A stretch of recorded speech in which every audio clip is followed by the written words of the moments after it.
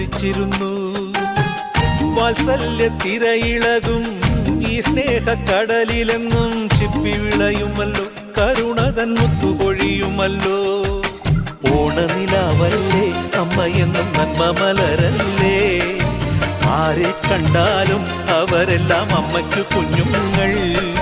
ഞാനും ഈ അമ്മയ്ക്കു പൊന്നുണ്ണി, എന്നും പൊന്നുണ്ണി. തങ്ക മനസ്സ് ഈ അമ്മ മനസ്സ്, മുറ്റത്തെ തുളസി പോലെ, ഈ മുറ്റത്തെ തുളസി പോലെ.